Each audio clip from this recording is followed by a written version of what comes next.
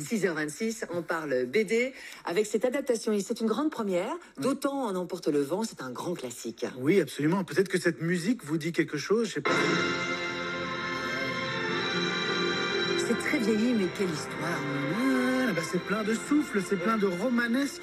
Les cinéphiles auront évidemment reconnu la bande originale mythique du film Autant en emporte le vent, dont les personnages principaux Scarlett O'Hara et Rhett Butler ont fait rêver des dizaines de millions de spectateurs, puisque c'est un des plus gros succès de l'histoire du cinéma, notamment parce que ça a été un des premiers films tournés en Technicolor. Oui. Mais depuis quelques années, c'est aussi un film un peu controversé, puisque certains l'accusent de faire l'apologie du racisme. Alors, ce qu'on ne sait pas forcément, c'est que le film, qui est sorti en 1939, est en fait l'adaptation d'un roman de Margaret Mitchell, du même nom, Autant en emporte le vent, qui lui est paru 3 ans plus tôt, en 1936. Oui. Et donc, pour la première fois, c'est le roman qui est adapté, il y a un œuf qui s'en va, la première fois que le roman est adapté en bande dessinée dans un roman graphique volumineux, puisqu'il va faire 2 fois 150 pages. Donc il y a 2 tomes prévus, c'est ça? Il y a 2 tomes prévus, ça c'est la première partie. Très bien. Vous nous rappelez le pitch, l'histoire? Alors je sais que c'est une histoire de femme indépendante. Enfin, Oui, se bat pour. Ouais, ça démarre dans le sud des États-Unis en 1861, alors que la guerre de sécession est sur le point d'éclater. Mais au début de l'album, c'est pas encore la guerre, c'est encore la belle vie pour les riches bourgeois d'Atlanta, et particulièrement pour Scarlett O'Hara, qui est une jolie demoiselle de 16 ans, qui mène une vie douce et confortable dans sa luxueuse demeure familiale qui s'appelle Tara et qui est au milieu d'une grande plantation de coton. Alors Scarlett, elle est belle, mais elle a un caractère quand même bien trempé, bien affirmé, et elle prend un malin plaisir à faire tourner en bourrique tous ses prétendants. Mais son grand drame dans la vie, à Scarlett, c'est qu'elle est raide dingue amoureuse d'un certain Ashley. Et le problème, c'est que ce Ashley, il est promis à sa cousine Mélanie. Et donc, elle va lui faire une énorme scène. Elle va lui dire, mais enfin, c'est moi que tu dois épouser, c'est moi que tu aimes, laisse tomber Mélanie. Oui, ça démarre mal, pardon, si je peux me permettre. Ça démarre mal. Et en plus, Ashley l'envoie un petit peu balader.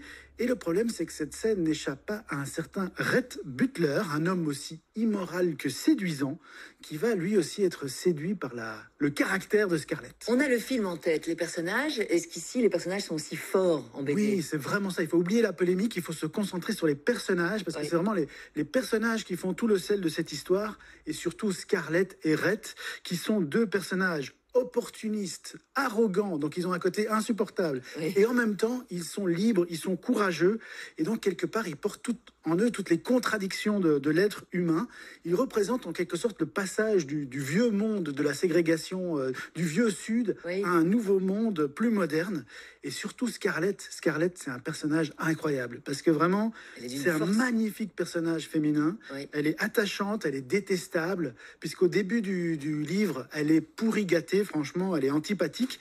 Et puis, quand la guerre va éclater, quand elle va devoir faire face aux épreuves, elle va révéler un tout autre visage, elle va se montrer courageuse, elle va se montrer déterminée, et c'est ça qui est beau évidemment dans l'évolution de cette histoire. C'est en français, et pourtant on a gardé le titre en anglais. Oui, alors il faut savoir que le titre Autant en emporte le vent appartient aux éditions Gallimard. La traduction française appartient aux éditions Gallimard, et ils n'ont pas voulu prêter ce titre pour l'adaptation en BD, c'est pour ça qu'ils ont opté pour Gone with the Wind, mais c'est une très belle adaptation qui redonne en fait une nouvelle vie à Scarlett et à Rhett, et il faut dire que Pierre Alary, qui est l'auteur de cette bande dessinée, ici connaît en matière d'adaptation, puisqu'il avait déjà adapté le roman Mon Traître de Sorge Chalandon, qui était très réussi, et il s'était attaqué aussi, il faut oser, au mythe de Zorro, dans une histoire qui s'appelait Don Vega. Donc c'est quelqu'un qui connaît bien les mythes américains et qui est capable de magnifiquement les restituer en bande dessinée. Ça a l'air magnifique, dites donc, vous m'avez donné envie, et ça tombe bien, j'ai l'album à vous offrir, et c'est bien celui-là que vous recevrez peut-être à la maison, et celui-là, il est dédicacé. Regardez, je vais essayer de vous montrer avec le dessin. Dédicacé spécialement pour le 6-8. C'est la page juste après, regardez le magnifique dessin là de Scarlett O'Hara. Magnifique, donc ce livre-là, celui-ci, est à remporter par SMS au 6003. Vous démarrez votre message par BD. BD, vos coordonnées complètes, dont l'adresse mail,